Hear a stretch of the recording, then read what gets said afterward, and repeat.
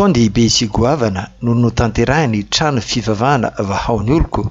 Etsika fankalazana ny Jobily fa 20 taona. Notanterahina tetsy amin'ny Coliseum izany ny sabotsy fa 7 volana aogositra tontolo andro. Tao anatin'ny fotoam-pivavahana izay nomena ny lohahevitra hoe 20 taona ny délivrance. Etsika izay nanasana ireo mpino kristianina sy ireo olona izay mangetaeta famonjena sy fanafahana. Ny pasteur Tovinarivo Tremarivony filolefitra eo anivo ny trano fivavahana VAHAO ny oloko no nitarika ny fotoana tao anatin'ireo hira fiantsona ny fanatrian'Andriamanitra sy fiankohofana ary fanandratana. Fa toy izao no nitiavan'Andriamanitra izao tontolo izao. Nomeny zanan'ilay tokana mba tsy ho very za rehetra mino azy fa hanana fiainana mandrakizay.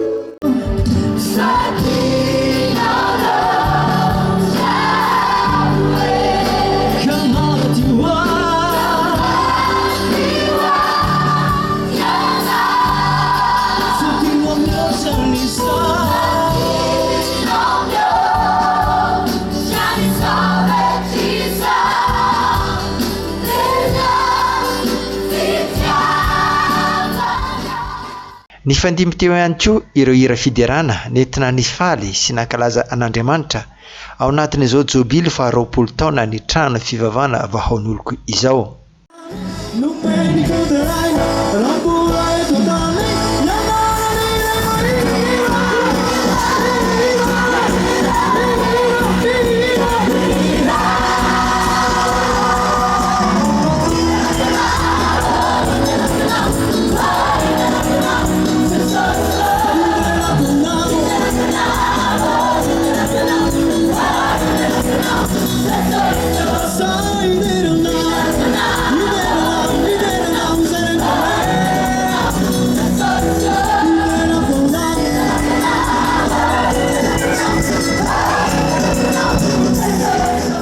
Nisy moa ireo solotena avy amin'ny fiangonana Ravavy ny ara-nanotrona sy nanome voninahitra an'Andriamanitra.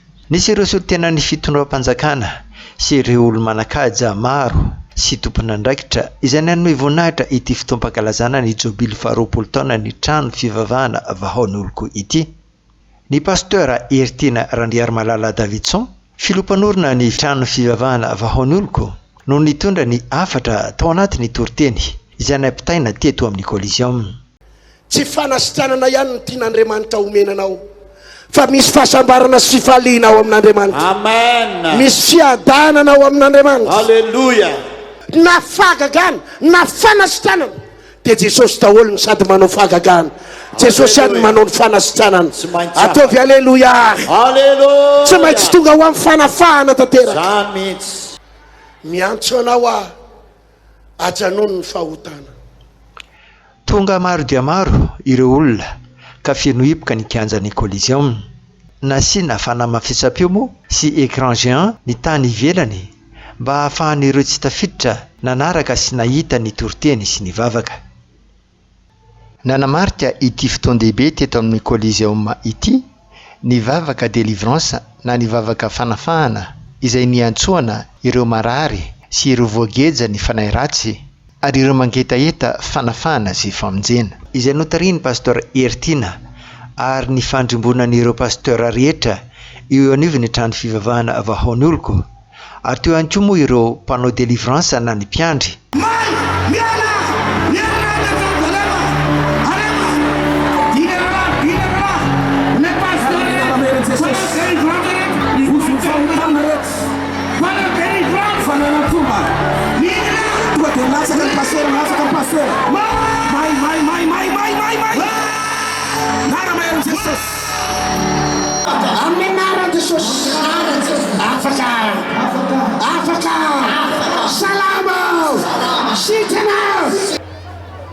Tena tsy mandaina tena raha saveo matikena maso pasteur. Izy tena na tiano maivana sidina tsakany tany. Afare fare atene melule tena na rako. Tale munel manangatana na dole ha. Asifura kura kama kwa Jesus. Hallelujah. Hallelujah.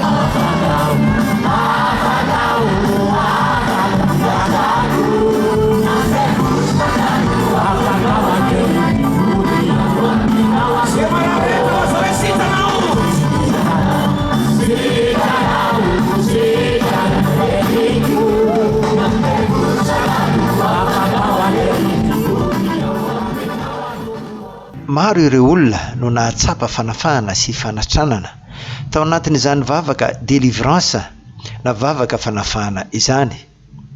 Ao anatin'izao vanim-potoana mahasarotra sy mahamafy ny fiainana izao dia hiavaka ny tena mpivavaka sy ny tena kristianina araka ny nambaran'ny pasteur Ertiena filohan'ny trano fivavahana VAHAO ny oloko. Androany moa zany dia fankalazana ny faharoapolo taona ny trano fivavahana VAHAO ny oloko eto Madagasikara sy raisam-pirenena ihany koa moa zany no tanterahana teto amin'ny Coliseum de Madagasikara. Anisan'ny zavatra tena natao androany moa dia ny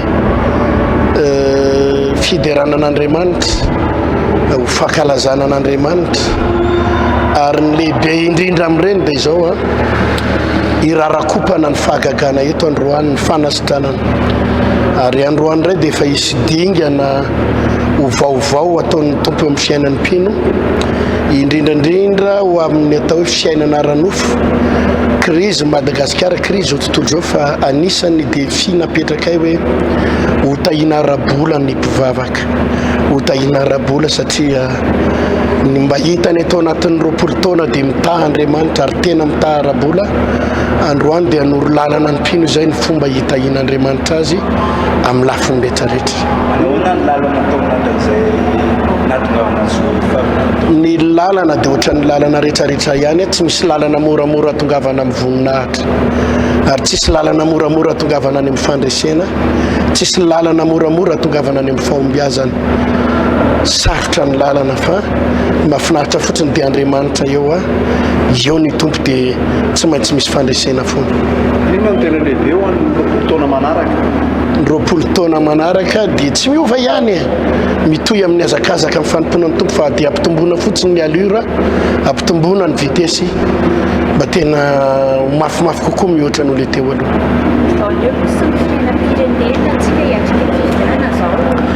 Ny VAHAO ny oloko sy ny fiainam-pirenena dia manao politika ny pasteur fa politika ny fihavanana. Ity firenena ity zany dia tsy ho tafavoaka ninninona fahaizan'ny mpanao politika, ninninona fahaizan'ny mpitondra raha tsy misy fihavanana. Ny elanelan'ny isam-bato mandrakariva rehefa mivoaka ny voka-pifidianana eto Madagasikara dia kelikely reny ny elanelana 47% ndray dia ndray 53, ndray 45, ndray 55. Safia zany raha vao tsy mahay mihavana ny mpitondra izay ho lany sy voafidy eo dia betsaka foana ny olona mingapinga anazy na any amin'ny Facebook na ny olona tsy ho tia azy dia torohevitra ihany ny anay hoe raha tena te hampandrosan'ity firenena ity dia tena fihavanana no atao meloha mitady ny fomba hiavanana fa tsy mitady ny fomba izay iadiavana izany. Kely loatra ny asa maha filoham-pirenena raha mihoatra amin'ny asa maha pasteur. Araka ny fahatsapana sy ny fijeriny pasteur Ertina Randriamalala hatrany. Inona tena vato-misakana tsiratsara ny Republika Tondra pasteur. Za ve kely loatra zany andraikitra maha filohan'ny Republika zany raha oharina amina pasteur. Ny pasteur dia natao hamonjy fanahin'olona. Ary ny fanahin'olona ray tsy voavidy amina milliard $2 ary tsy voavidina vato sy mercure sy anna. Kely loatra ny asana filoham-pirenena raha hoasana amin'ny asana mpitandrina satria tia resaka fanahin'olona ary zava-dehibe amin'Andriamanitra ny fanahin'olona dia tsy andeha hisahirana hidina any ambany any tsika fa aloha aty ambony aty foana ihany aloha.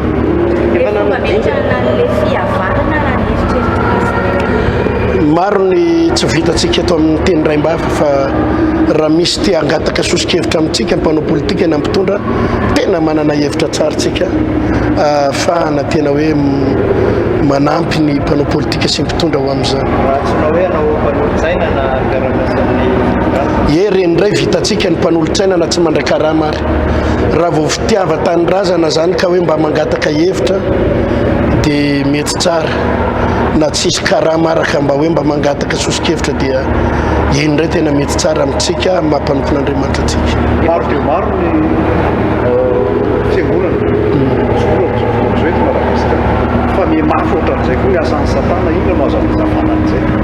Ka normal anie zany ianao anie rehefa manao baolina tanimbary dia adversaire eny voatanimbary eny koa ny adversaire anao fa rehefa manao mondial ianao dia mafy ohatr'izay koa ny adversaire anao dia raha ohatra zany ka momba fivavahana hoe miamoroborobo miamafy dia tsy moramora kokoa ny fahavalo atrehanao ambadika izay.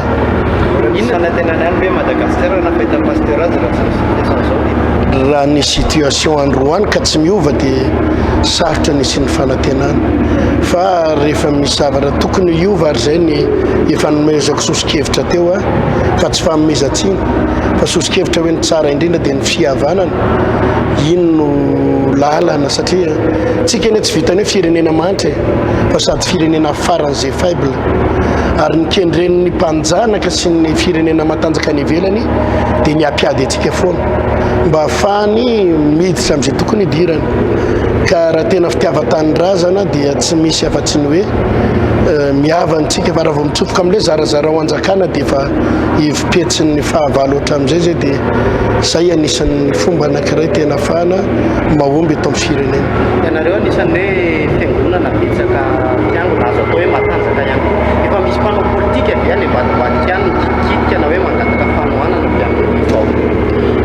Ny eny ny mpanao politika eny rehefa mahita olona betsaka ohatr'izao dia mikitikitika foana dia zay koa manakitikitihana foana fa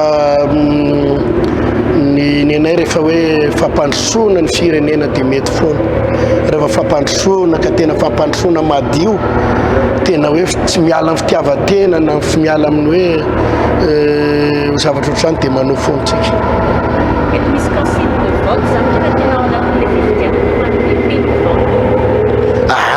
Tsy manao an'izany tsika ny fiangonana tsy manao an'izany tsy manao politika ny fiangonana fa araka ny teniko teo hoe ny pasteur no manao an'izay politika amin'ny fihavanana zay nenay zany ny zavatra kendrena tsy dia tsy hoe momba nitsy na momba andro fa mitady ny fomba hifandraisana mpanao politika rehetra mba ahafahana manatsofoka zay foto-kevitra hoe niza eo andao tohanana niza lahany eo andao raha tena tombotsy ny firenena andao hijery ny hevitra rehetra mampandroso zay no tiana iovoizina. Araka ny nambaran'ny pasteur Ertina Randriamalala filohan'ny trano fivavahana VAHAO ny oloko dia manana anjara toerana lehibe eo anivon'ny firenena ny fiangonana sy ny kristianina. Ho an'ny mpino kristianina rehetra dia tsotra ihany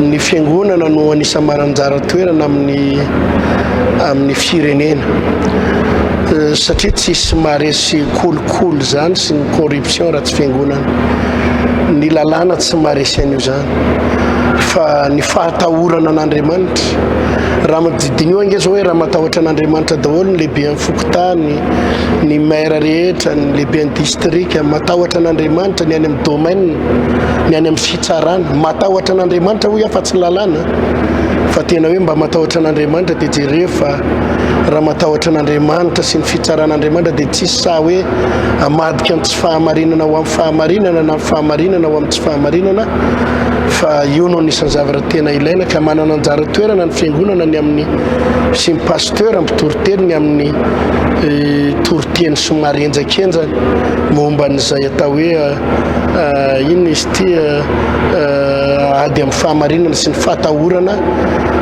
an'Andriamanitra izany.